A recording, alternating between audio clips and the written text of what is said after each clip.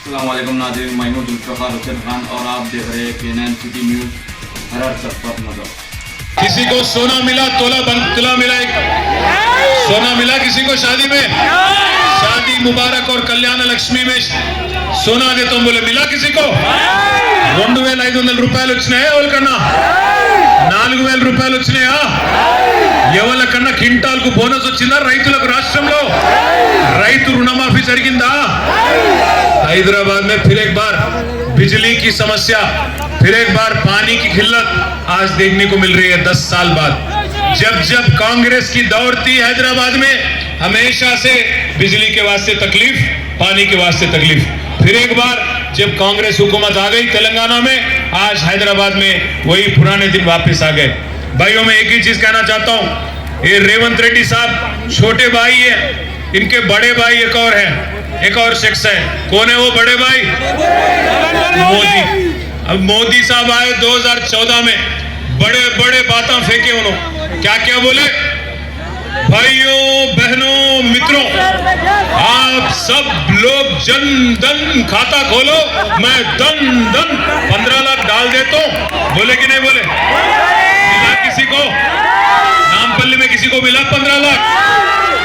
बोले 2 करोड़ हर साल 2 करोड़ युवाओं को रोजगार दिला देता हूं।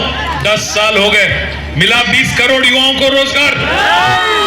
और क्या बोले मोदी साहब? बुलेट ट्रेन दौड़ाएंगे हिंदुस्तान में, कहीं दिखे बुलेट ट्रेन?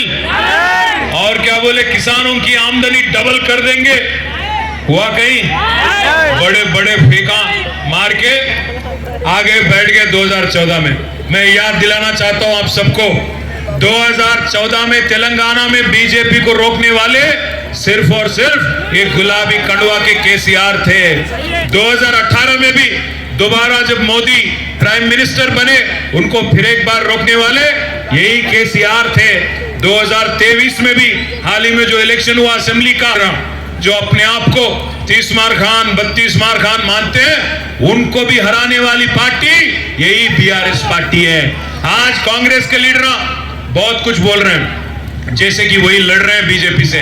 मैं याद दिलाना चाहता हूं, राहुल गांधी खुद अमेठी से भाग गए, राहुल गांधी खुद अमेठी से भाग गए, बीजेपी से लड़ने से मुकर के वहां से भाग गए। वो क्या लड़ेंगे बीजेपी के साथ? इस वास्ते मैं कह रहा हूं भाइयों, हाल ही में जो असेंबली इलेक्शन हुआ उसमें बंडी संजय को किसने हराया? बंडी संजय को किसने हराया? बीआरएस ने हराया। अरविंद धर्मपुरी को किसने हराया? रघुनंदन राव को किसने हराया? ईटेला राजेंद्र को किसने हराया? स्वयं बाबूराव को किसने हराया? गोशा महल में भी जर्रा में छूट गया, वरना इसको भी हराती बीआरएस पार्टी। भाइयों मैं एक चीज कहना चाहता हूं, बीआरएस जीत जाती गोशा महल में भी, सिर्फ एक वजह से हम हार गए। कांग्रेस वहां एक डम्मी कैंडिडेट को खड़ा करके, कांग्रेस होना बोल के वहां पे एक डम्मी कैंडिडेट को खड़ा करके बीजेपी के राजा सिंह को जिता दी। मैं आपको सच कर रहा हूं, आप देख लीजिएगा, एक नॉन लोकल को वहां ले आके गोशा महल में जबरदस्ती वहां पे ठहरवा के आज बीजेपी को अगर किसी ने जिताया गोशा महल में, वो सिर्फ और सिर्फ कांग्रेस है। भाइयों एक और चीज भी मैं कहना चाहता हूं, आज कांग्रेस के लीडर काफी अच्छे तकरीर कर रहे हैं कि हमें वोट दो, बीजेपी से लड़ेंगे, और खास हमारे मुस्लिम माइनॉरिटी भाई बहन आप सभी को हमें ही वोट देना है, क्योंकि हमने ठेका ले रखा है इस कौम के, इस हिंदुस्तान के हमारे भाइयों पे बहनों पे, खास हमारे माइनॉरिटी भाइयों पे बहनों पे। मैं एक चीज पूछना चाहता हूं आपसे, एक चीज पूछना चाहता हूं, अगर कांग्रेस वाकई सेक्युलर है, अगर कांग्रेस वाकई गरीबों के बारे में फिक्र है उनको, तो मैं पूछना चाहता हूं, मिला रमजान पे तोहफा आपको? रमजान का तोहफा मिला? केसीआर जब थे तो मिलता था ना? क्रिसमस का तोहफा मिला किसी को? ना क्रिश्चियंस को क्रिसमस गिफ्ट मिला, ना हमारे मुसलमान भाइयों को बहनों को रमजान का तोहफा नहीं मिला, ना हिंदू बहनों को कल बतुकम्मा दशहरा के दिन साड़ी भी नहीं मिलेगा, क्योंकि रेवंत रेड्डी साहब काफी क्लियर है, क्योंकि रेवंत रेड्डी काफी क्लियर है, वो नहीं रहेंगे कांग्रेस में आगे जाके, वो खुद जाएंगे बीजेपी में। आप मेरी बात लिख के रख लो, क्या हो रहा है एक बार तेलंगाना रियासत में, एक बार सोचो आप। ऊपर राहुल गांधी बोलते, राहुल गांधी दिल्ली में बोलते चौकीदार चोर है। क्या बोलते हैं? यहाँ पे रेवंत रेड्डी क्या बोलते हैं? नहीं नहीं नहीं नहीं, चौकीदार चोर नहीं है, चौकीदार हमारे बड़े भाई है, बड़े भाई एक कहते उनके। वहां पे राहुल गांधी बोलते हैं गुजरात मॉडल बेकार है, यहाँ पे रेवंत रेड्डी बोलते हैं नहीं नहीं नहीं, गुजरात मॉडल शानदार है, उसी रास्ते पे हम भी चलेंगे, ले चलेंगे तेलंगाना को। राहुल गांधी बोलते गौतम अदानी फ्रॉड है, गौतम अदानी चोर है।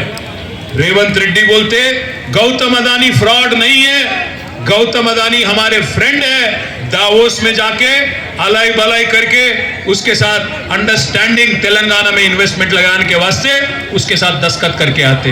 राहुल गांधी दिल्ली में बोलते कि कोई लिकर स्कैम हुआ ही नहीं, अरविंद केजरीवाल को अरेस्ट करना गलत है। रेवंत रेड्डी साहब यहां पे बोलते कि लिकर स्कैम हुआ, केसीआर की बेटी कविता को मोदी ने जो गिरफ्तार किया मोदी ने, वो सही है। मैं इसलिए पूछना चाहता हूं, ये आदमी रेवंत रेड्डी किसके रास्ते पे चल रहा, किसके नक्शे कदमों पे चल रहा? एक बार सोच लीजिए आप। बड़ा भाई 2014 में धोखा दिया, छोटा भाई 2023 में धोखा दिया। भाइयों बहनों, मैं इतना ही कहना चाहता हूं आपसे, क्योंकि बहुत लेट हो गया। हमारे सिकंदराबाद के टाइगर है हमारे पद्मा राव साहब, सिकंदराबाद के एमएलए,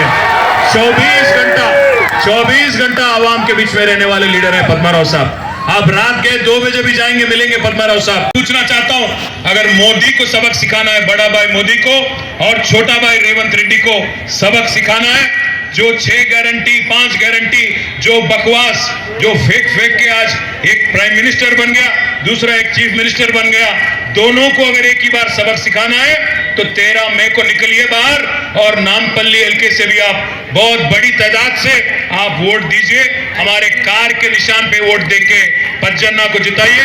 असली सेक्युलर लीडर है, नागेंद्र जैसे लीडर नहीं है, दल बदलू आदमी नहीं है।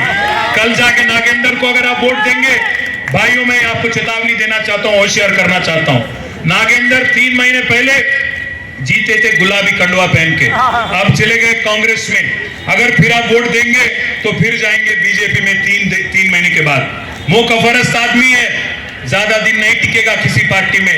इसीलिए मैं कह रहा हूं आप भाइयों से बहनों से, 4 नंबर पे है अपनी गाड़ी, 4 नंबर पे है कार। कुछ क्या निशान है अपनी कार? कौन सी निशान है? ये गुर्तु मनदी కారు గుర్తేనా? కారు గుర్తు మీద గట్టి గుద్దులు ఈ మాస్ లీడర్ మీ నాంపల్లిలోనే క్యాంప్ ఆఫీస్ ఉంటది, ఎంపీ క్యాంప్ ఆఫీస్. హిందూ అయినా ముస్లిం అయినా ఎవరైనా ఒకటే తిరిగి చూస్తాడు, మతం పేరు మీద మనుషులను అలగలగ చూడాడు, అందరిని ఒకటే తిరిగి చూసుకుంటాడు. सबकी खिदमत करेंगे, सबकी सेवा करेंगे, हर किसी का साथ देंगे। और जो मोदी बोलते रहते ना, सबका साथ सबका विकास सब कुछ बकवास, उसमें कुछ नहीं है। ये आदमी में दम है, लश्कर का एमपी बनाओ, फिर एक बार नामपल्ली की हर किसी का मदद करके, हर किसी का सेवा करके आपका पूरी तरह से आगे आने वाले 5 साल आपके खिदमत में लगे रहेंगे।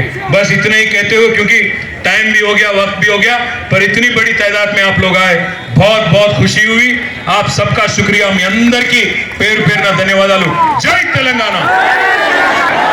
जरा कस के बोलो, नामपल्ली का आवाज वहां तक सुनाई पड़ना, गांधी भवन तक सुनाई पड़ना।